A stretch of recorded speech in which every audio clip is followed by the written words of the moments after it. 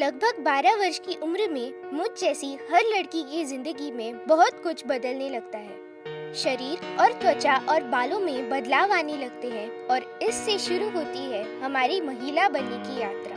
लेकिन इनमें एक सबसे चुनौतीपूर्ण बदलाव है माहवारी की शुरुआत। माहवारी संबंधित जानकारी का अभाव, सुनी सुनाई बातों पर भरोसा, इसके प्रबंधन के लिए आवश्यक चीजें जैसे कि कपड़ा या पैड और शौचालय की कमी के चलते एक संकट की स्थिति उत्पन्न हो जाती है। भारत की 70% लड़कियां इस संकटपूर्ण स्थिति से पीड़ित है और हम इसे चुपचाप सह लेती हैं। हम में से अधिकांश लड़कियों के लिए यह एक हताश कर देने वाला अनुभव है, जिसे विभिन्न सामाजिक रोक टोक वाले रिवाज और भी कई गुना बढ़ा देते हैं, जैसे कि धार्मिक कार्यों में भाग न लेना, भोजन को ना छूना और यहाँ तक कि माहवारी के दौरान स्नान भी नहीं करना।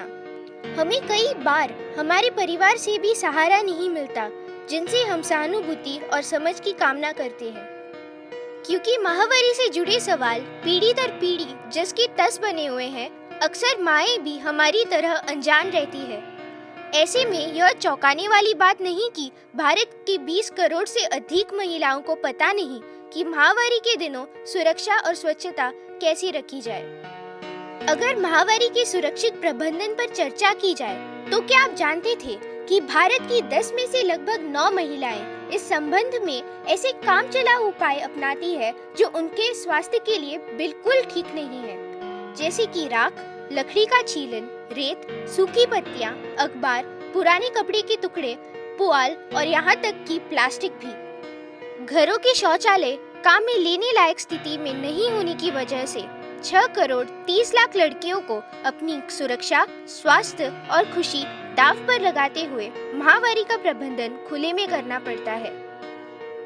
लेकिन हमारी समस्याएं यही समाप्त नहीं होती। अगर भाग्यवश हम विद्यालय जा पाती है, तो 5 में से 2 विद्यालयों में हमारे लिए अलग शौचालय नहीं होता। निराश होकर हम विद्यालय जाना छोड़ देते हैं। भारत में मुझ जैसी लड़कियों के लिए ये हर दिन की वास्तविकता है, लेकिन इसका समाधान है और समाधान की शुरुआत भी घर से होगी। जागरूक माता पिता और ख्याल रखने वाला परिवार हमारा ऐसा सहारा बन सकते हैं जो हमारे जीवन में सकारात्मक अंतर पैदा कर देगा। अगले कदम के रूप में विद्यालयों पर विशेष ध्यान देना होगा। अध्यापकों को माहवारी संबंधित जानकारी देने के लिए प्रशिक्षित करना, लड़कियों के लिए अच्छी स्थिति वाले अलग शौचालय की उपलब्धि करवाना और लड़कों को हमारे इस रास्ते में आने वाले चुनौतियों के बारे में शिक्षित करना। ये कदम माहवारी संबंधित समस्याओं एवं विद्यालय में लड़कियों की अनुपस्थिति को कम करने की दिशा में महत्वपूर्ण होंगे।